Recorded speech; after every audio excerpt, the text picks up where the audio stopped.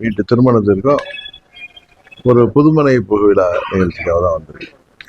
அரசியலை பத்தி நீங்க சொல்றீங்க. அரசியல் பத்தி வேற என்ன, நீங்க தான் சொல்லணும். எல்லாம் அப்படியே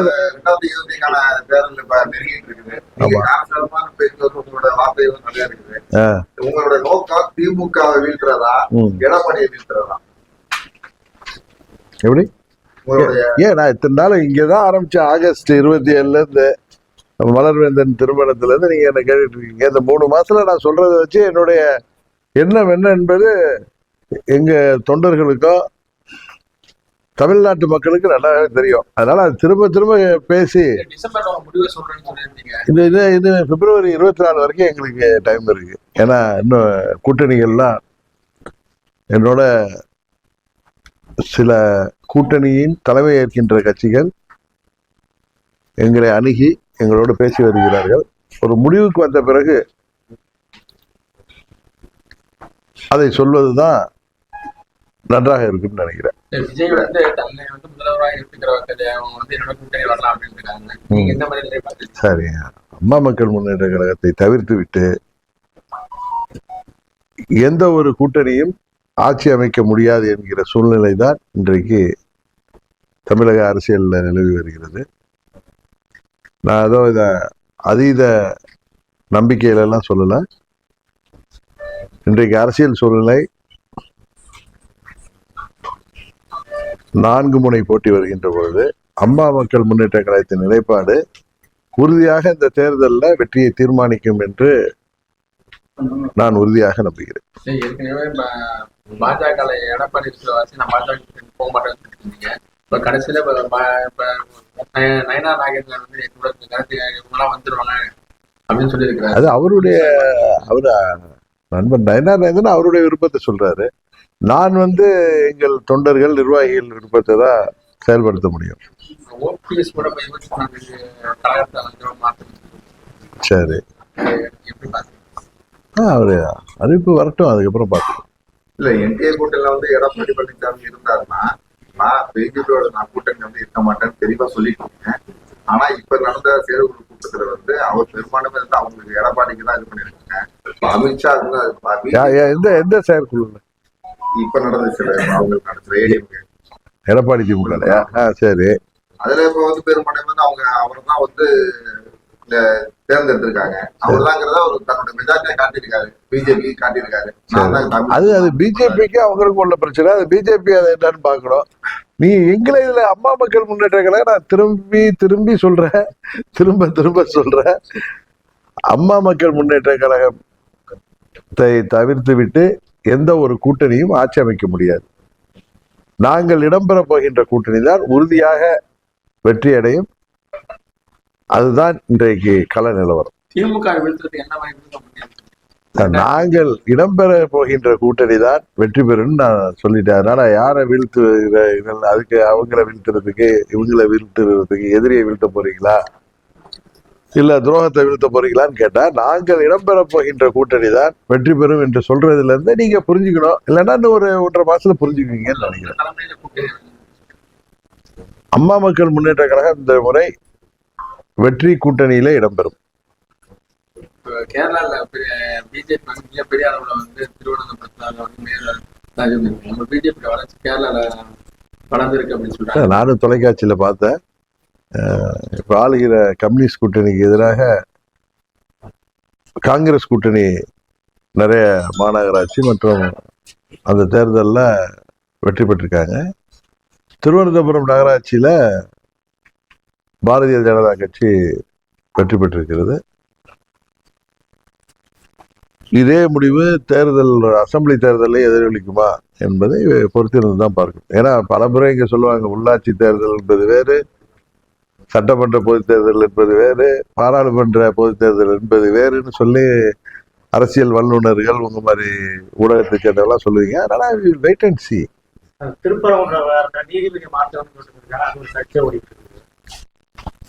எங்க இதுல இம்பீச்மெண்ட் கொண்டு வர்ற, அதாவது எனக்கு தெரிந்தவரை ஒரு நீதி அரசன் மீது ஊழல் குற்றச்சாட்டுகள், கரப்ஷன் சார்ஜஸ், அது மாதிரி டிஸ்ப்ரொபோர்ஷனேட் வெல்த் அதே மாதிரி குற்றச்சாட்டுகள் இருந்தாதான் இம்பீச்மெண்ட் கொண்டு வருவாங்க. இது நீதியரசரின் அவர் சட்டத்தின் அடிப்படையில் அவர் ஒரு முடிவு எடுக்கும் பொழுது அதற்கு எதிராக போய் உச்ச நீதிமன்றத்துல பாராளுமன்றத்துல எதிர்கட்சி எம்பிகள் கொடுத்திருப்பது அவங்களுக்கு மெஜாரிட்டி இல்லை. அதனால என்ன நோக்கத்துல அதை கொடுத்திருக்காங்கன்னு எனக்கு தெரியல.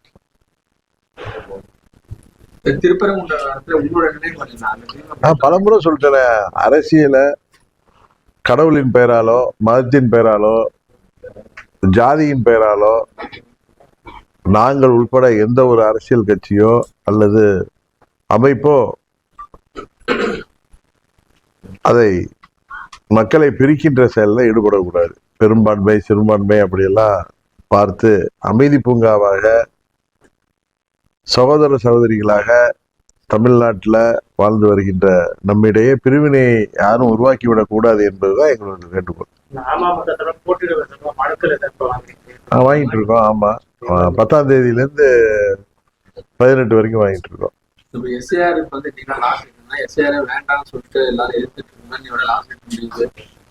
எல்லாரும் ஃபார்ம்ஸ் எல்லாம் யாரெல்லாம் எதுக்குறாங்களோ அவங்க கூட அவங்க நிர்வாகிகள் தெருவா போய் அதை படியை சரியா தான் செஞ்சுட்டு இருக்காங்க. எஸ்ஐஆர் வேண்டாம் என்று சொல்வது தவறு. ஏன்னா 52லேருந்து 2004 வரை பல முறை 8 முறைன்னு நினைக்கிற எஸ்ஐஆர் நடத்தப்பட்டிருக்கிறது. பீகார்ல நடந்ததுல நிறைய குற்றச்சாட்டுகள் வந்தது. தமிழ்நாட்டில் யாருக்கெல்லாம் வாக்குரிமை இருக்குதோ அது நீக்கப்பட்டு விடக்கூடாது. இறந்தவர்கள் வாக்கு, இரட்டை வாக்குரிமை இதெல்லாம் நீக்கப்பட வேண்டும். ஒரு சரியான வாக்காளர் பட்டியல் தயார்படுத்தப்பட வேண்டும் என்பதுதான் எங்களுடைய நினைப்பு. தேர்தலை முன்னிறுத்தி பாஜகவோட தலைவர்கள் அடுத்தடுத்து தமிழகம் வர்றதாக தகவல் இருக்கு. அது எந்த அளவுக்கு அவங்களுக்கு சப்போர்ட் பண்ணுமா? அது நீங்க தான் சொல்லணும். நாங்க எப்படி இன்னொரு கட்சி தலைவர்கள் சுற்றுப்பயணம் செய்வது அவர்களது உரிமை. அது எப்பொழுதும் எனக்கு தெரிஞ்சு 89 தேர்தலில் அம்மா ஜேஎனி அணிக்கிறப்ப காங்கிரஸ் சார்பாக ஐயா மூப்பனார் அவர்கள் ராஜீவ்காந்தி அவர்களை பல முறை அழைத்து வந்திருக்கிறார்.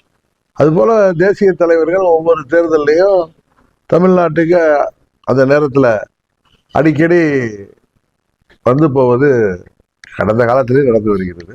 எனக்கு தெரிந்த 89லேருந்து நடந்து வருகிறது. எடப்பாடி ஓபிஎஸ் அணி, அமமுக, சசிகலா இவங்களை எந்த சூழ்நிலையும் நான் ஆதிக்கம் ஒண்ணு சேர்ந்தாலும் ஜெயலலிதா அம்மாச்சி கொண்டு வர முடியும்னு சொல்லிட்டு ஒன்றுபட்ட அனைவருமே அம்மாச்சி கொண்டு வரணும்னு சொல்லிட்டு நீங்க பலமுறை எல்லாம் சொல்லியிருக்கீங்க, அறிக்கை கொடுத்துருக்கீங்க. எடப்பாடி அதை முடியவே முடியாது, உங்களை எந்த சூழ்நிலையும் நான் துறைகளை சேர்க்க மாட்டேன்னு அவரு துறைகளும் உங்களுக்கு சொன்னாரு. நீங்க அவங்க சொல்லிருக்கீங்க. சரி, நீங்க என்ன நினைக்கிறீங்க? யாரு துரோகம் செய்தா இல்ல? இப்ப உங்களுக்கு தெரியும், நீங்க ஒரு பத்திரிகையாளரா இல்லாம ஒரு நடுநிலையோட ஒரு சிட்டிசனா குடிமகனா நீங்க யாரு துரோகம் செய்திருக்கிறார்கள் என்று நீங்க சொல்லுங்க ஃபர்ஸ்ட். அதுக்கப்புறம் இன்னொரு இது சொல்றேன். நான் அம்மாவின் தொண்டர்கள் எல்லாம் ஒரு அணியில் இணைன்னு தான் சொல்றேன். ஒன்று ஒரே கட்சியா இணையணும்னு நான் என்றைக்கும் சொன்னதில்லை. நீங்க அதை தவறா புரிஞ்சுக்கிறீங்களா? இல்ல அதை என்கிட்ட கேட்கிறப்ப திரும்ப திரும்ப அப்படி கேட்டா நான் ஏதாவது என்னை தாண்டி பதில் வருமானு நினைக்கிறேங்க. அது ஏன்னா நான் சொல்றது எப்பயுமே மனதில் இருந்து நான் உண்மை என்று நினைப்பதெல்லாம் பேசுறதுனால நீங்க எத்தனை வருஷம் கழிச்சு கேட்டாலும் அதான் சொல்லுவேன். நான் 2017 நல்ல தீர்க்கமாக யோசித்து தான் அம்மா மக்கள் முன்னேற்ற கழகம் உருவாக்கப்பட்டது. இந்த இயக்கம் அம்மாவின் கொள்கைகளையும் லட்சியங்களையும் தொடர்ந்து இன்னும் பல நூற்றாண்டுகளுக்கு கொண்டு செல்வதற்கான இயக்கமாக இது செயல்பட்டு கொண்டிருக்கிறது. மீண்டும் அம்மாவின் ஆட்சி அமைய வேண்டும் என்றால் அம்மாவின் தொண்டர்கள் அவர்கள் எங்கிருந்தாலும் ஒரு குடையின் கீழ் ஓர் அணியாக திரண்டால்தான் வெற்றி பெற முடியும் என்பது இன்றைக்கு இருக்கிற நிலைமை. அதை தாண்டி அவர்கள் யாரு துரோகி, யாரு ரொம்ப நியாயமான ஆளு, யாரு அப்பாவி அப்படிங்கிறதெல்லாம் தமிழ்நாட்டு மக்களுக்கும் தெரியும், அம்மாவின் தொண்டர்களுக்கும் தெரியும். அதனால இதையே அரைத்த மாவையே திருப்பி திருப்பி அரைக்க வேணாம். எல்லோருக்கும் இந்த தேர்தல் உரிய பதிலை தமிழ்நாட்டு மக்கள் தருவார்கள். மிகப்பெரிய ஒரு அதிமுகவுக்கு பாதிப்பு ஏற்படுத்தினா நிறைய பேர் வெளியில இருந்து வராங்க.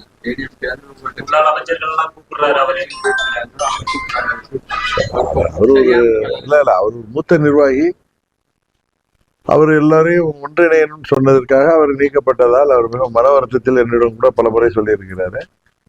அவர் ஒரு முடிவெடுத்து தாவேக்காவில் இணைந்திருக்கிறார். என்ன நடக்குதுன்னு பார்ப்போம். நம்மளா அனுமானங்கள் ஹேசியங்கள்லாம் சொல்றது என்னுடைய பழக்கம் இல்லை. பொறுமையாக பார்ப்போம். ஏன்னா இன்னும் ஏப்ரல் மேல தேர்தல் இருக்கு. மே மாதத்துல 15 தேதிக்கு மேல யாரை ஆட்சியில் அமர்த்த வேண்டும் என்று தமிழ்நாட்டு மக்கள் தீர்க்கமாக முடிவு தருவார்கள். நான் ஏற்கனவே சொல்லிட்டேன். நான் ஏற்கனவே இந்த கேள்விக்கு பதில் ஆரம்பிச்ச உடனே சொல்லிட்டேன். சங்கி படைகள் வந்தா திமுக எந்தமா அழிக்க முடியாது, படையே வந்தாலும் அப்படிங்கிற மாதிரி முதல்வர் ஒரு கருத்தை வெளியிட்டார். அது அவர்களுடைய கருத்து. அதை பற்றி நம்ம என்ன சொல்றது? ஒவ்வொரு கட்சிக்கும் ஒரு நிலைப்பாடு இருக்கும், ஒவ்வொரு கூட்டணிக்கும் ஒரு குறிக்கோள் இருக்கும். அதைப்படி பேசுறாங்க. அதை போய் அம்மா மக்கள் முன்னேற்ற கழகம் அதை பற்றிலாம் கருத்து சொல்ல விரும்பவில்லை. நாங்கள் எங்கள் தேர்தலுக்காக எங்கள் தொண்டர்களையும் நிர்வாகிகளையும் தயார்படுத்துகின்ற பணியிலே இருக்கோம். நான் டிசம்பர் 31க்குள்ளார கூட்டணி எல்லாம் முடிவுக்கு வந்துவிடும் நினைச்சேன். அது இன்னும் தள்ளி போகுது. அதனால எனக்கு தெரிந்து தேர்தல் அறிவிப்பு பிப்ரவரி கடைசி வாரத்தில் வரும். எப்பயுமே போன தேதி 25ஆம் தேதி இருந்துச்சு. அதனால அம்மா அவர்கள் பிறந்த நாளைக்கு முன்பு உறுதியாக நாங்கள் எங்கள் முடிவு உங்களுக்கு தெரிய வரும். இப்போ பிஜேபி வந்து உங்களை என்டிஏ கூட்டணியில வந்து நீங்க உங்களை அழைப்பு கொடுத்தா, எடப்பாடி சிஎம் கேண்டிடேட்டா சொல்லிட்டு உங்களை அழைப்பு கொடுத்தா நீங்க செல்லுறதுக்கு வாய்ப்பு இருக்கு? ஹேசியங்களுக்கு எல்லாம் பதில் சொல்ல வேணாம், அனுமானங்களுக்கு எல்லாம்.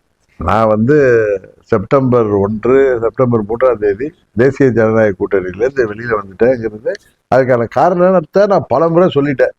திரும்ப அதே பேசி அதான் சொல்றேன். நாங்க எங்கள் நிலைப்பாட்டை தெளிவாக சொல்லிவிட்டோம். அதனால நீங்க திரும்ப அதுல கேட்கறதுனால நாங்க எந்த முடிவும் எடுக்க முடியாது. இன்னும் காலம் இருக்கிறது. எங்கள் தொண்டர்கள் முடிவு தான் என் முடிவா இருக்க முடியும். அவங்கள மீறி நான் எந்த முடிவும் எடுக்கவும் முடியாது. எடுத்தாலும் அது சரியாக இருக்காது. ஏன்னா 8 ஆண்டுகள் என்னோடு பல பின்னடைவுகளெல்லாம் தாண்டி பயணிக்கின்ற தொண்டர்கள், நிர்வாகிகளின் வார்த்தை தான் எனக்கு முக்கியம்.